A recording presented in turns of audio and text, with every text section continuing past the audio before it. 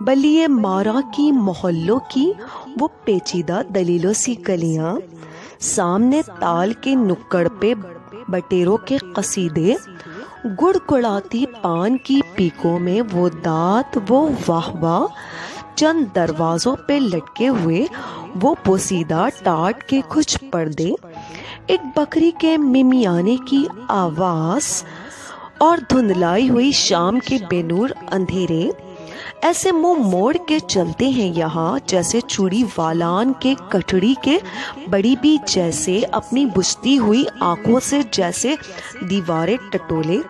اسی بے نور اندھیری سی گلی قاسم سے ایک ترتیب چراغوں کی شروع ہوتی ہے، ایک پرانے سخن کا صفحہ کھلتا ہے، اسد اللہ خان غالب کا پتہ ملتا ہے۔ دوستوں، انداز بیاں چینل پر آداب۔ دوستوں، اردو ادب کے لیے مرزا غالب کی خدمات کو 2، 3 یا 10 ویڈیوز میں سمایا نہیں جا سکتا۔ ہم نے اس سیریز میں مرزا غالب کی زندگی، ان کے قصے، ان کے خطوط، ان کی شاعری اور ان کی محبت کو مختلف پہلوؤں تک آپ تک پہنچانے کی بہت زیادہ کوشش کی۔ لو بھائی، آج پھر ہم اس سیریز کا اختتام کرنے جا رہے ہیں۔ چلیں کچھ اس طرح سے آگے بڑھتے ہیں۔ ایک کوتوال فیض الحسن کو مرزا غالب سے دشمنی ہو گئی اور اس نے ان کے مکان پر چھاپا مار کر گرفتار کر کے جیل پہنچا دیا۔ جیل میں مرزا غالب نے ایک نوجوان کو روتے دیکھا تو کوتوال سے پوچھا کہ نوجوان کیوں رو رہا ہے؟ تو اس نے کہا کہ 3 مہینے کی قید ہو گئی ہے، جب ہی صبح سے رو رہا ہے۔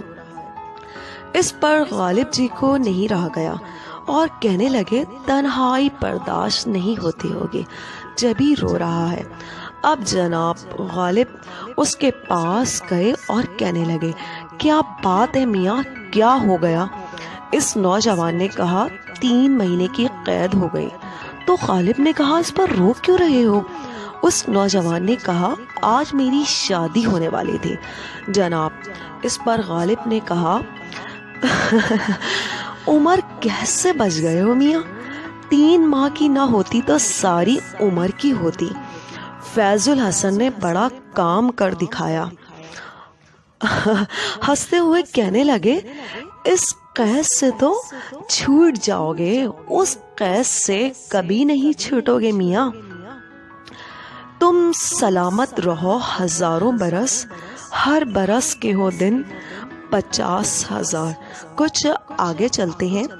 جب نواب شمس الدین کو پھانسی دے دی گئی تو غالب کی صحت دن بدن گرنے لگی۔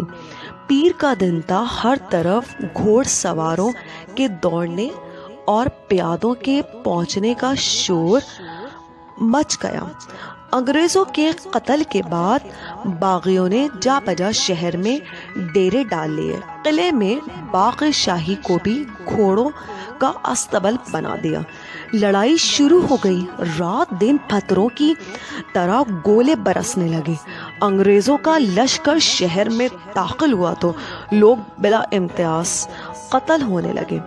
شہر میں جو باقی رہ گئے تھے انہوں نے مقابلہ کیا۔ 3 روز تک کشمیری دروازے سے لے کر چاندنی چوک تک میدان جنگ بنا رہا۔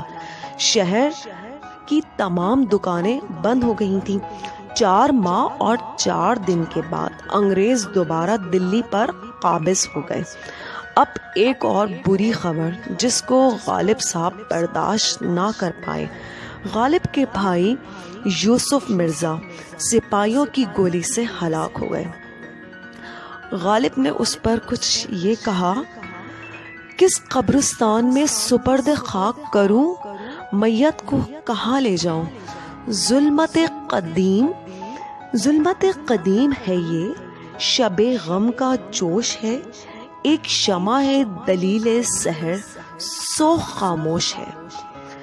اب اس کے بعد شہر میں وبا ایسی پھیلی کہ ہر کوئی اس کی لپیٹ میں آ گیا۔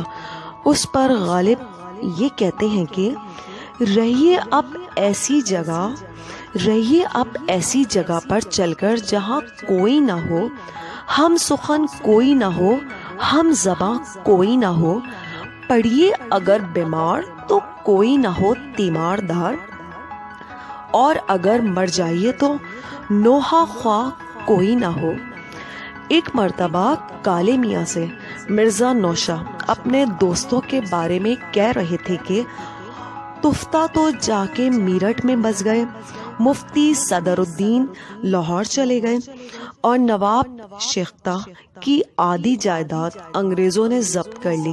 حکیم رضی الدین تھے جو کہ گدھے کی بات کر کے ہنسا دیا کرتے تھے، ایک خاکی گولی کا شکار ہو گئے۔ پال مکن نے جان پر کھیل کر غدر کے دنوں میں مدد کی، لیکن دلی کے مسلمانوں پر بہت قیامت گزری۔ اب سارے یار قیامت کو کیا خاک ملیں گے؟ سنی الگ، شیعہ الگ، نیک جدا، بد جدا۔ بہادر شاہ ظفر کے قلعے پر جب مرزا غالب آئے تو ایک انگریز وہاں بیٹھا تھا۔ انگریز نے کچھ اس طرح کہا کہ غالب تم مسلمان ہے؟ تو غالب نے کہا جی آدھا ہوں، قبلہ شراب پیتا ہوں، سور نہیں کھاتا، اس لیے کہا آدھا۔ 7 نومبر جمعے کے روز بہادر شاہ ظفر اس جہان فانی سے کوچ کر گئے، انہیں رنگون میں دفنایا گیا۔ تو خاک ساری کے لیے گرجا بنایا مجھے، خاک ساری کے لیے گرجا بنایا مجھے، کاش سنگ درے جانا نہ بنایا ہوتا۔ کثرت شراب نوشی کی وجہ سے غالب کی صحت بالکل تباہ ہوتی جا رہی تھی۔ مرنے سے پہلے بے ہوشی طاری رہی اور اسی حالت میں 15 فروری 1869 کو انتقال فرما گئے۔ لائی حیات آئے قضا لے چلی چلے، لائی حیات آئی قضا لے چلی چلے، اپنی خوشی نہ آئے پر اپنی خوشی چلے۔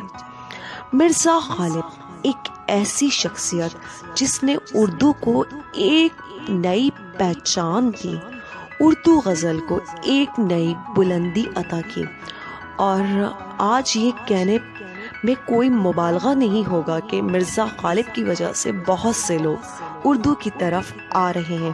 ان کی دیوانوں کے سرمائے کی وجہ سے اردو کو خود پر ناز ہے۔